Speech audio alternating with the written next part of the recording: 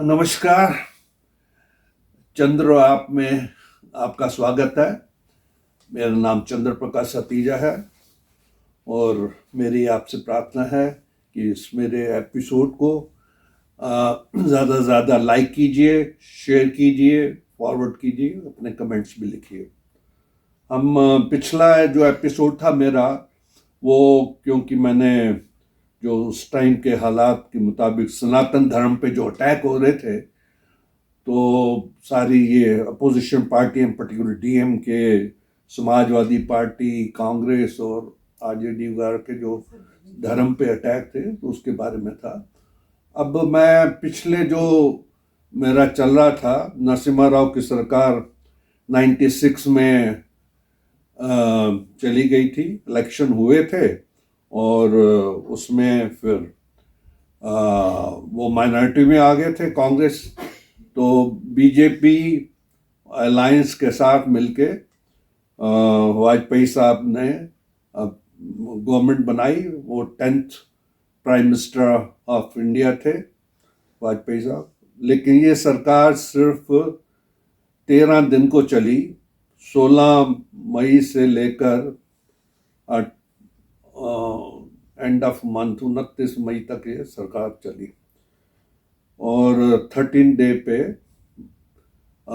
एक वोट की वजह से ये सरकार गिर गई। कुछ कारण थे, एक तो मायावती की पार्टी बीएसपी का कोई उसने सपोर्ट विड्रॉ कर लिया था।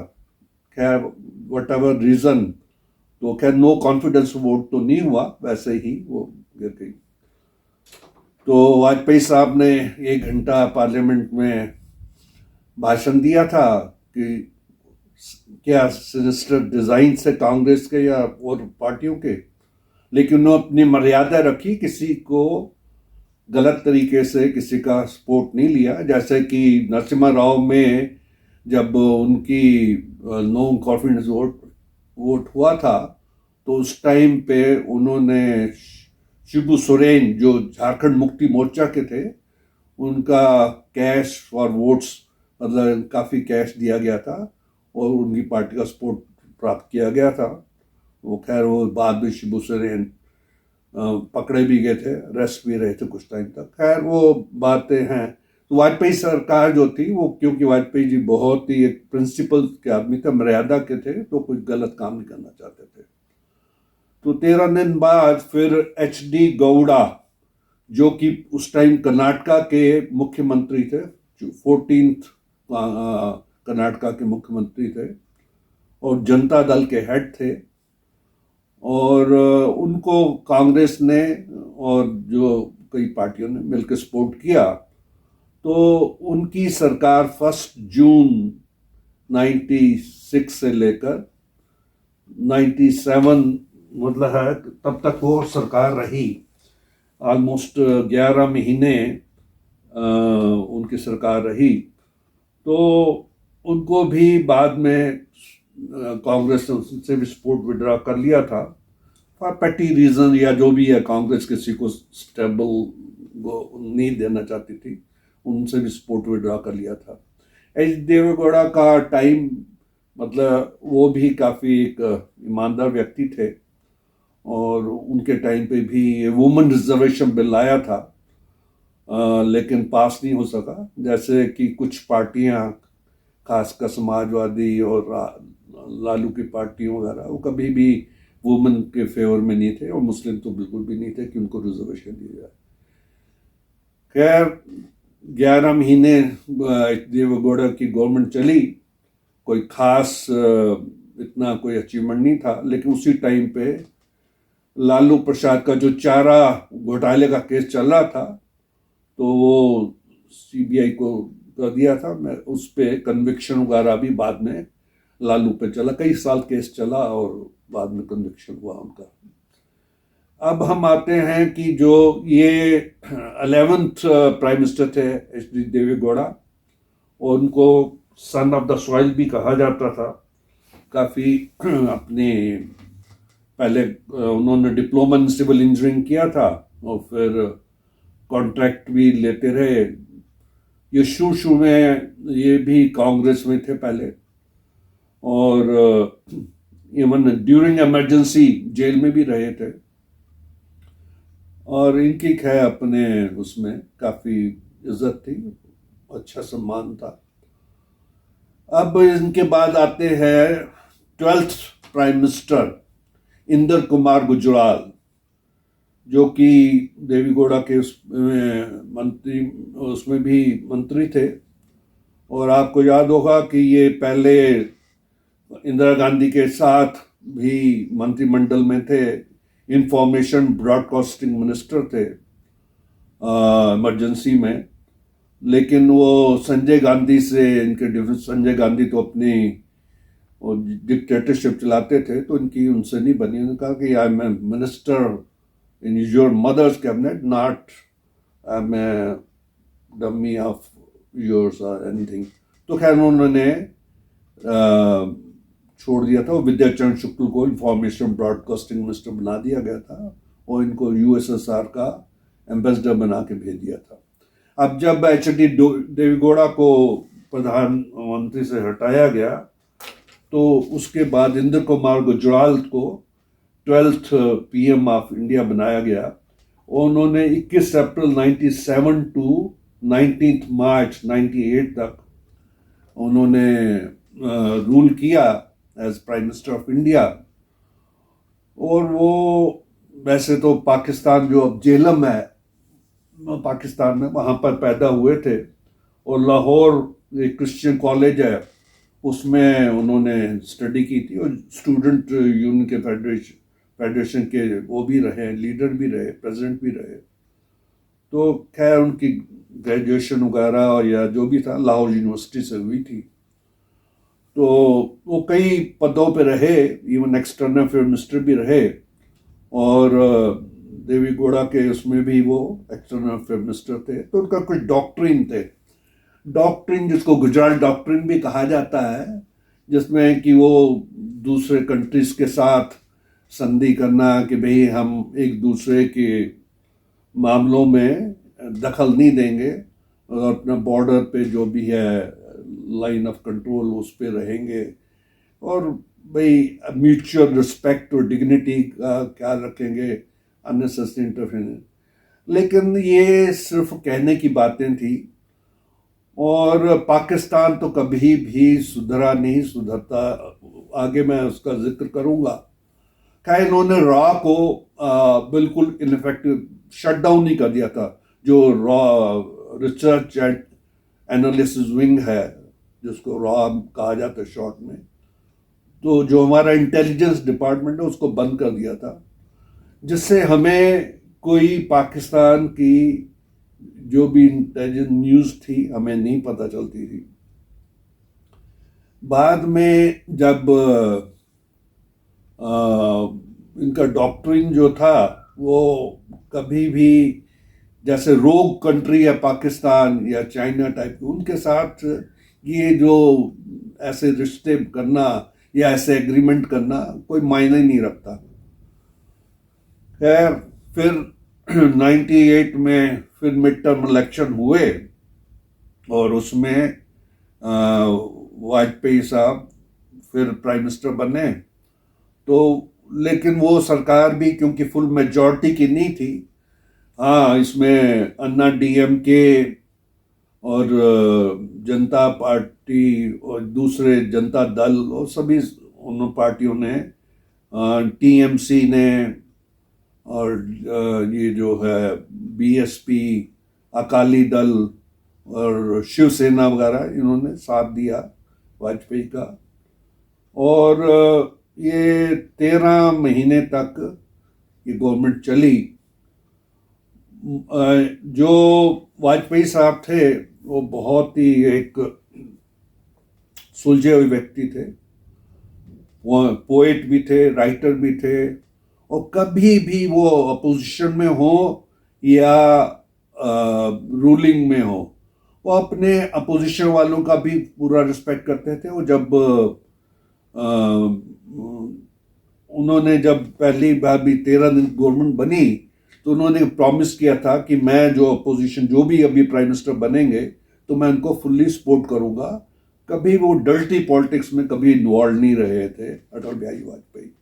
उनका था कि सबका सम्मान करते थे। इवन जब इलेक्शन चल रहे थे 96 में, तो उन्होंने एक इंटरव्यू दिया था। उनके कमरे में नरसिम्हा राव की फोटो पीछे थी।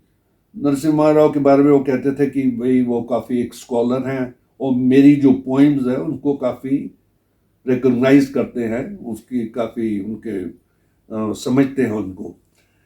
जब इनके टाइम पे मई में 11 से 13 मई को पोखरण में, जो राजस्थान में डेजर्ट है, वहाँ पर 5 न्यूक्लियर टेस्ट किए गए, जिसमें कुछ तो एक 45 किलो टन का था, एक 15 किलो टन और कुछ छोटे छोटे थे।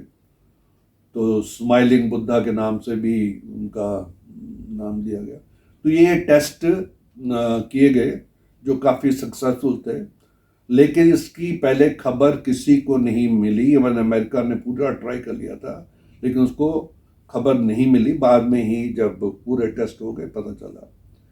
अब पाकिस्तान तो चुप बैठ नहीं सकता था, तो जहाँ इनके 13 मई को हुए तो वर्ल्ड में शोर मच गया। तो खैर इंडिया ने एश्योरेंस दिलाया कि हम टोटली पीसफुल पर्पस के लिए कर रहे हैं, हमारा कोई इरादा नहीं है किसी पर अटैक करने का, हम तो टोटली 100% पीसफुल पर्पस के लिए कर रहे हैं और अपनी न्यूक्लियर कैपेबिलिटी बढ़ा रहे हैं।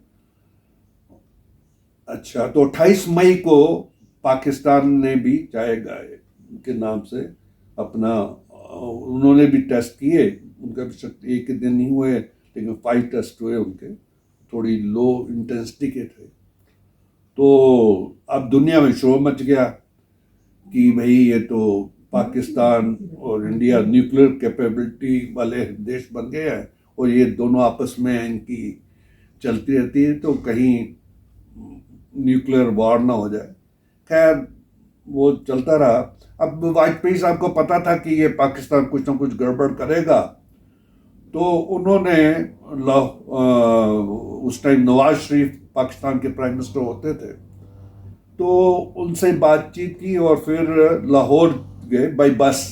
लाहौर जाके वहाँ पर उन्होंने फिर एक डिक्लेरेशन साइन किया कि भाई हम न्यूक्लियर कैपेबिलिटीज़ जो है सिर्फ अपने अपने कंट्रीज़ में और उसके लिए पीसफुल पर्पस के लिए यूज़ करेंगे, और हमारा कोई आपस में कभी भी कन्फ्रंटेशन हो, लेकिन न्यूक्लियर हम बॉम्ब या जो भी है डिवाइस यूज़ नहीं करेंगे एक दूसरे के। और भी आपस में व्यापार का भी वादा किया और कई बातें की है। लेकिन आपको पता है कि पाकिस्तान तो ऐसा रोग कंट्री है, वो कभी भी किसी भी हाल में उसका इन चीज़ों का असर नहीं होता। उनकी गवर्नमेंट जो मर्जी करे, पाकिस्तान की आर्मी डिफरेंट उनके स्टैंडर्ड होते हैं। ISI जो पाकिस्तान की इंटेलिजेंस, वो तो मई 99 से जुलाई 99 में पाकिस्तान के जो उस टाइम परवेज मुशर्रफ थे, तो आर्मी जनरल, लेकिन उन्होंने नवाज शरीफ को जेल भेज दिया या फिर बाद में वो बाहर सऊदी अरेबिया चले गए थे। तो उन्होंने इंडिया पे अटैक कर दिया कारगिल पे। कारगिल का जो युद्ध है वो काफ़ी हाइट पे था। 16,000 से 18,000 फीट की हाइट पे ये युद्ध हुआ, और वो सियाचिन और कश्मीर को मतलब कि अलग करना चाहते थे कि इंडियन आर्मी का कंट्रोल ना रहे। ये जो सियाचिन तो इन्होंने चाइना को हैंड ओवर किया था, पाकिस्तान ने दिया हुआ था।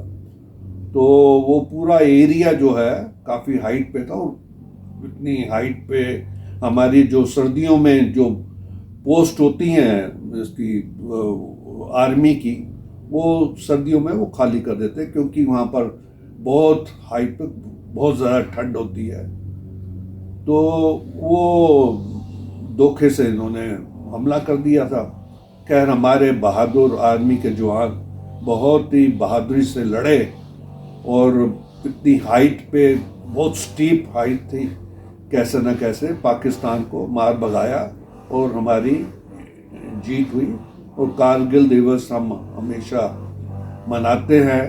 तो हमारे आर्मी के बहादुरों की बहुत कुर्बानियाँ दी उन्होंने, उनका शौर्य दिवस मनाया जाता है हर साल, तो हम उनको सल्यूट करते हैं। उसके बाद फिर मतलब है कि वाजपेयी साहब भी बस यही था कि आपस में बातचीत में मसला सुधर जाए, तो फिर उन्होंने बातचीत की पाकिस्तान से, भाई ऐसे ना किया जाए। तो फिर परवेज़ मुशर्रफ आगरा आए थे, तो आगरा में फिर बातचीत हुई और बातचीत समझौते वगैरह हुए, लेकिन न है कि वो कहते हैं ना, सांप को आप दूध पिलाओ जो मर्जी हो, वो टंक मारने से काम बाज नहीं आता। तो पाकिस्तान का रोल तो बिल्कुल सांप जैसा ही है, वो आप उसको कितना भी कर लो तो उसने जो डंक मारना है। 2001 में हमारी पार्लियामेंट पे पाकिस्तान के जो थे LET और जैश लश्कर वगैरह के अफजल गुरु और कुछ और टेररिस्ट ने हमारी पार्लियामेंट पे अटैक किया।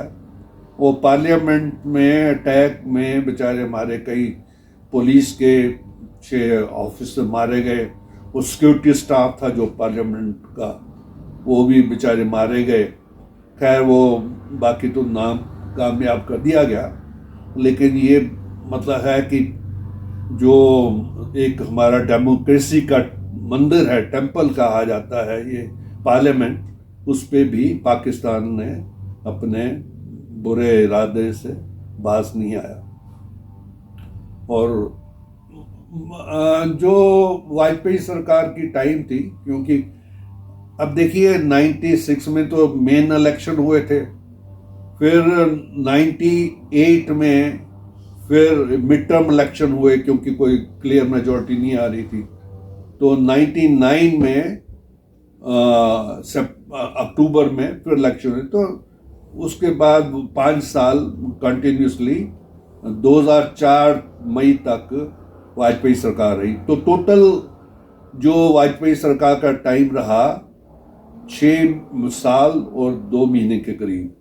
बीच में जब एक मिड टर्म इलेक्शन हुए थे अप्रैल 98 में, तो जब एक वोट से इनकी सरकार गिर गई थी, क्योंकि जो जयललिता थी ऑल इंडिया अन्ना DMK की, उसने अपना सपोर्ट विड्रॉ कर लिया था। तो वो उस टाइम पे फिर KR नारायणन जो प्रेसिडेंट थे, उन्होंने डिसॉल्व कर दी थी लोकसभा और अपना इस पे मिड टर्म इलेक्शन हुए, फिर दोबारा से 5 साल के लिए प्रधानमंत्री बन गए थे। तो ये बहुत दूरदर्शी थे और एक अपनी, हम कभी भी वाजपेयी साहब मर्यादा को नहीं थे, बहुत बढ़िया कवि थे। उसकी जो नीतियां थी, उस टाइम इन्फ्लेशन काफ़ी लो था, प्राइवेट सेक्टर को काफ़ी परमिशन दी गई बिजनेस अपना करने की, तो देश काफ़ी अच्छे उसमें था। 2002 में गुजरात राइट्स भी हुए थे, तो गुजरात राइट्स का भी देश की जो पॉलिटिकल सिचुएशन है उसमें काफ़ी बुरा पड़ा। फिर 2004 में फिर अल्टीमेटली जब इलेक्शन हुए थे, तो वाजपेयी सरकार की बजाय कांग्रेस आ गई थी। तो आज का बस यहीं तक हम समाप्त करते हैं। तो ये 96 से 2004 का मैंने आपको हिस्ट्री थोड़ी बता दी है। प्लीज़ मेरे इस वीडियो को ज़रूर शेयर कीजिए, लाइक कीजिए, सब्सक्राइब कीजिए मेरे चैनल चंद्र और आपको। बस आपका धन्यवाद। नमस्कार।